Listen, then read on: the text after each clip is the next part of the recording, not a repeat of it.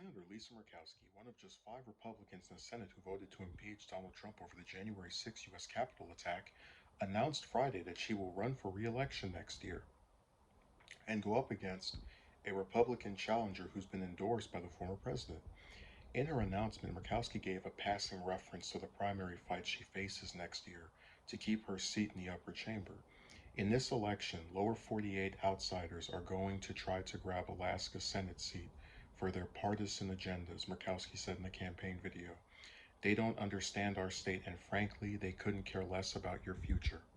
I will work with anyone from either party to advance Alaska's priorities, and I will always stand up to any politician or special interest that threatens our way of life, Murkowski added.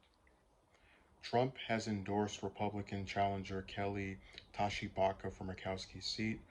Earlier this year, Tashibaka resigned as Alaska's Commissioner of Administration to run, and Trump held a fundraiser and promised to campaign for her in Alaska.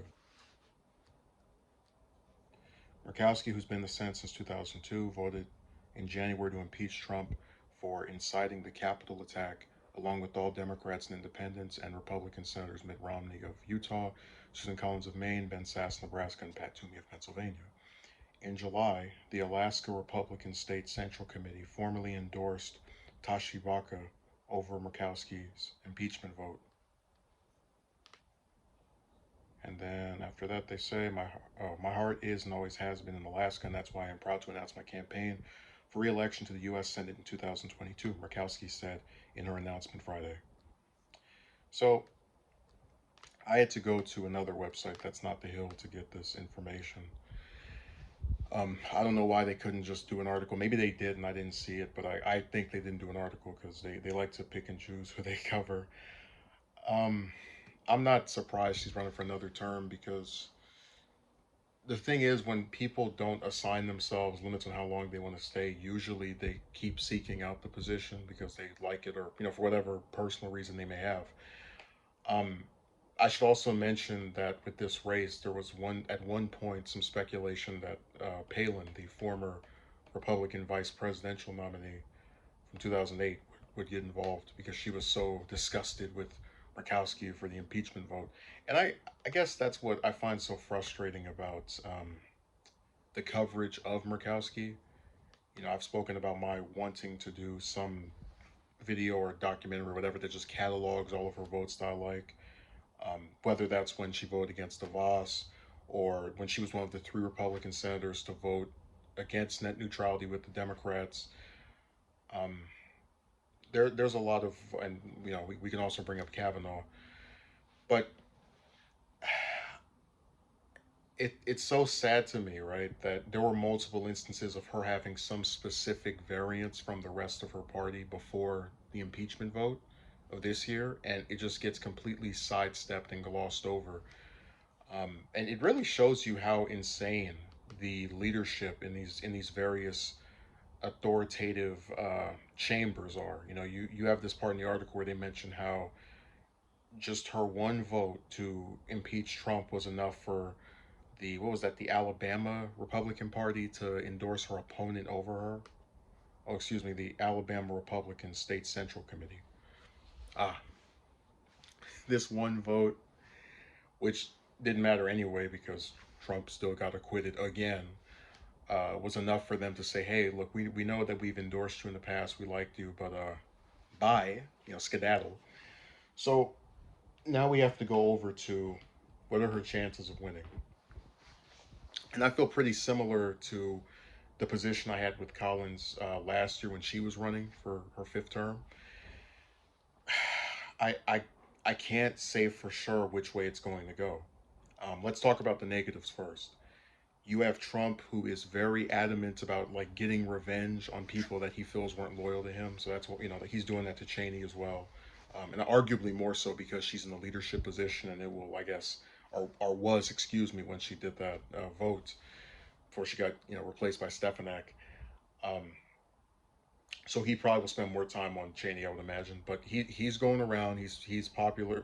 The most popular Republican politician apparently. Um, with Tashi Baka, I could imagine Trump going and saying, you know, this person has been in office since however long and they haven't done anything, which is not true. But you know, that's the little narrative for replace the old guard.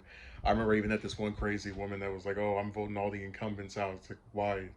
Because they're incumbents. You know, just people do have a thing where they see a lack of progress and then they blame that specific person that they have like the power to get rid of for to be the culprit. And I always talk about there's this weird duality where people keep blaming Congress, saying Congress is bad, ineffective, all this different stuff, which has a lot of merit to it. But then somehow most members of Congress get reelected. You know, imagine that. Um, so I could picture him going over there, him campaigning against her. And you also have to remember that in her previous race, um, excuse me, the 2010 one, I believe, she was defeated in the Republican primary and had to be written in to win the seat and became only the second senator of two. The other one was Thurman from South Carolina to get reelected in this manner of a write-in vote where people go and they write your name in and you and you get picked over the person that you know people voted for more times than you previously. So that's also something to consider that when you just barely by the skin of your teeth are able to get reelected, or excuse me, put back in your position, and it has to be in a manner that is pretty unusual, you know, getting written in, that's something to consider when it comes to her chances of still staying in this seat. So those are the negatives for me. And I keep thinking this race is very analogous to the one with Collins because you have a senior Republican senator, as far as someone who's been around for several terms, that has done things to upset Trump, and now he's trying to get revenge on you by coming to your state or saying, you know, I'm not going to endorse you, just something of that factor. Um, and like being very reluctant to, you know, on my end, to fully believe if this person can win on the premise of that, because his popularity is something to worry about. You can't play it safe when you're competing against, in a way, the most popular member of your party. With you know, as far as with members of your party, we're not going to say Trump is the most popular politician because he isn't. In fact, he had record low approval ratings, but that's another thing for another day.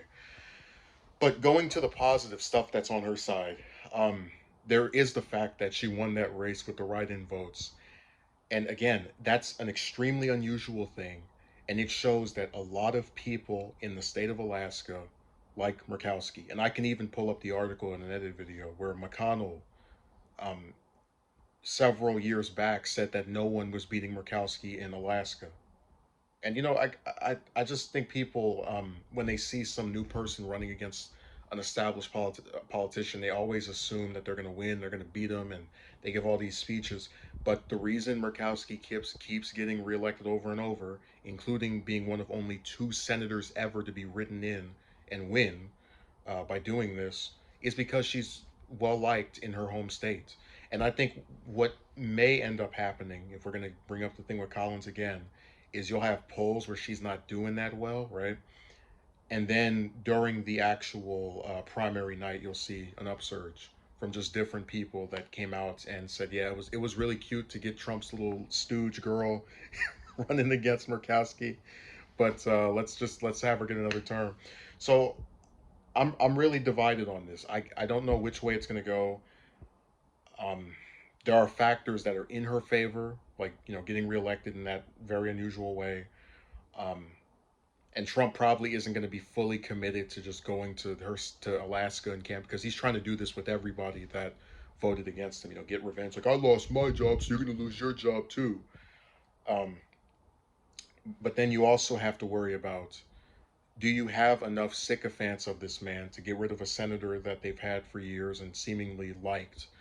Uh, and that's pretty much the biggest concern I would have if I were her. So I hope she gets another term. Like I said, one of the few Republicans that I think is actually worth a damn in any capacity. It's like her and Collins, and then maybe Rand on on international issues, on domestic stuff, he's pretty goofy, except for the war on drugs. I agree with him on that.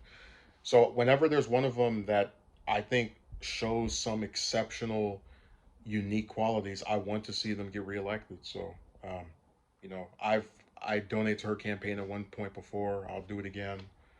Um, I think she's much better than the rest of her party.